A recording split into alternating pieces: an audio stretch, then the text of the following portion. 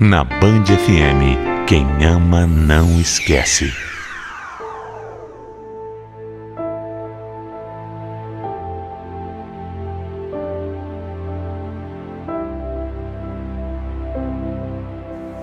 Às vezes, a gente acha que a vida real pode imitar os filmes, as novelas. A gente acha que tudo vai acabar bem, que todo mundo pode ter um final feliz. A gente acha que tudo vai dar certo, né? Não, nem sempre é assim. Isso aqui não é fantasia. Isso é a vida. E a vida é muito dura. Meu nome é Roberta. E hoje eu posso dizer que eu cheguei ao fundo do poço. Ao fundo do poço, porque eu fui até o último extremo, em nome do amor. Há alguns anos, eu era casada e morava num bairro meio afastado do centro da cidade. A minha filha tinha só 5 meses e tudo era bem complicado lá em casa. Meu marido trabalhava de pedreiro de segunda a sexta e quando ele saía do trabalho, ele nunca ia para casa, nunca. Ele ficava no bar até tarde da noite e muitas vezes só voltava quando eu ia buscá-lo. Eu não tinha nenhum tipo de ajuda para nada, e eu sofria com isso. Até que uma vizinha me falou um dia que teria um estudo bíblico na casa dela e que gostaria muito que eu fosse. Eu, que não tinha nada a perder, aceitei. Eu fui. Quando eu cheguei, o pastor já estava lá e disseram que estavam me esperando. Eu gostei muito da noite. E aí eu comecei a ir nesses estudos toda semana. Mas era muito longe e também cansativo. Eu tinha uma filha, né? Eu tinha que levá-la comigo e ela ainda era muito bebê.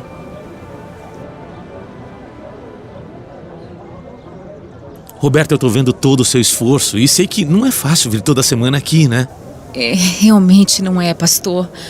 Mas eu não posso negar que tem feito muito, muito bem pra mim. Olha, eu quero te ajudar. Me corta o coração ver toda a sua dificuldade. Eu sei que tudo é pra aprender a palavra de Deus. Mas como eu tenho carro, se você aceitar, eu vou até a sua casa uma vez por semana. Vai ficar mais simples pra você. O que você acha, hein?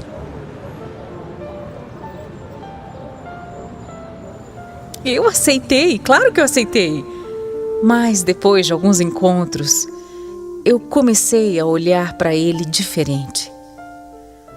O Edson era tudo que o meu marido não era para mim. Se preocupava, se importava comigo, tinha sempre uma palavra de apoio, de incentivo. Eu comecei a perceber que eu não era nem um pouco valorizada pelo meu marido. Então, além dos estudos bíblicos, eu passei a frequentar a igreja também. Meu marido achava ótimo, né? Porque assim eu não incomodava ele no bar. Bom, eu ia para a igreja com aquela minha vizinha e com as nossas bebês. A gente ia de ônibus. Era um sufoco danado. Levava uma sacola cheia de coisas. Só que todo esforço valia a pena quando a gente chegava lá e o pastor estava na porta nos esperando.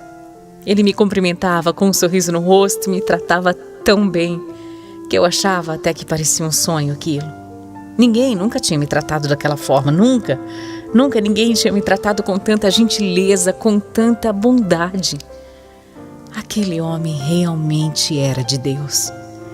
Ele realmente tinha uma missão maravilhosa e era impossível eu não me encantar por ele. Lá na igreja tinha uma creche e o pastor Edson me fez um convite.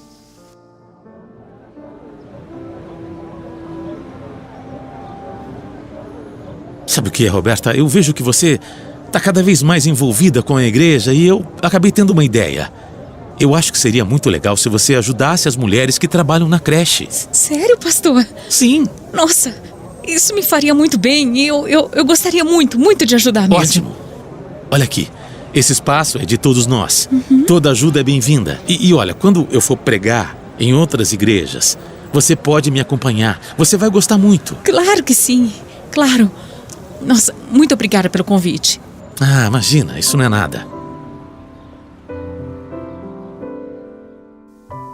Eu acabei ficando muito próxima do pastor e até passei a cuidar das 4 filhas dele também. Tudo estava acontecendo do jeito que eu queria. Eu cada vez mais perto dele. Nós até fomos juntos a um congresso. Que incrível que era estar do lado daquele homem, sabe? Foi tudo tão rápido e quando eu vi, eu já estava completamente apaixonada. Eu amava o Edson e não conseguia mais ficar um dia sequer sem vê-lo ou falar com ele. Todos os dias eu ligava para o escritório dele e, sem medo algum, eu comecei a falar para todo mundo do meu amor, para todo mundo. Eu não sei o que me dava, sabe? Mas eu contava para os conhecidos da igreja que eu estava apaixonada por ele. Eu acho que, no fundo, eu queria que a história chegasse até ele, né? Mas aí, um dia, uma irmã da igreja me disse que eu precisava falar diretamente para ele, que eu precisava me abrir com ele, contar o que eu sentia. Eu tinha medo porque eu sabia que ele não sentia por mim o que eu sentia por ele, mas mesmo assim eu liguei e marquei um encontro. Como sempre, ele me recebeu na porta com um sorriso e perguntou o que eu estava querendo falar, o que é que estava acontecendo. E aí eu saí falando tudo, falando do meu amor, falando que mesmo casada eu tinha me apaixonado perdidamente por ele, falando que eu não conseguia mais viver longe, que eu precisava dele para ser feliz. Eu falei tudo. O Edson ouviu tudo com uma expressão de choque. Ele não falou nada. E depois disso, depois de tudo o que eu falei para ele, tudo mudou. Ele parou de atender os meus telefonemas e nem conversava mais comigo. Não me deixou mais cuidar das meninas dele e nem queria que eu entrasse na igreja pela porta da frente. Ele sempre recebia as pessoas com um sorriso maravilhoso, com um cumprimento carinhoso. E de repente eu virei um nada. Não é que ele me odiasse, sabe? Não era isso. Era simplesmente como se eu não existisse mais. E sinceramente, para quem ama, não tem nada pior que a indiferença. Eu comecei a ficar doente. A vida começou a perder o sentido para mim. Antes de conhecer o pastor, eu não era feliz, mas eu era acostumada com a vida que eu levava, com a vida que eu tinha. Depois dele, tudo tinha mudado. A minha vida tinha cor, eu tinha um motivo para sorrir, eu tinha motivo para sonhar. Mas sem ele por perto, tudo voltou a ficar cinza, a ficar triste, sabe, solitário. Eu sabia que eu o amava, mas eu não sabia que eu amava tanto assim. Ao ficar longe do Edson, eu realmente comecei a perder a vontade de viver. Quando ele soube do meu estado, ele fez questão de me indicar um médico. Comprou o remédio que me receitaram e ainda me levou na minha casa. Não importava que ele não quisesse ter contato comigo. Ele era bom. Ele era tão bom que ele fazia isso por mim ainda. Mas um dia eu estava a ponto de acabar com a minha vida. Eu nunca tinha sentido uma dor tão grande, sabe? O amor que eu sentia pelo Edson estava me machucando, ele estava me ferindo, estava me corroendo por dentro. Eu queria acabar de algum jeito com aquele sofrimento. E como ele nunca ia ficar comigo e eu sabia disso, eu decidi que a única coisa que eu deveria fazer era tirar minha vida, era isso. Eu liguei para ele e falei que eu tinha tomado todos os remédios de uma vez porque eu queria morrer, era isso que eu queria morrer. E em poucos minutos, o Edson apareceu lá. Roberto, o que é isso? O que você está fazendo? O que você está pretendendo? Sem o seu amor, nada me importa, nada. Mas olha aqui, você tem filho, você tem marido. Deus nunca perdoaria uma coisa dessas. Nossa vida é preciosa, Roberta do céu. Esquece esse amor. Esquece. Você é casada e eu também. Agora me dá esses remédios aqui, vai. Me dá os remédios.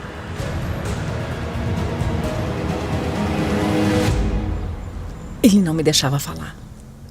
Ele não queria saber dos meus sentimentos. Para ele, Tudo aquilo era um absurdo, era só um absurdo.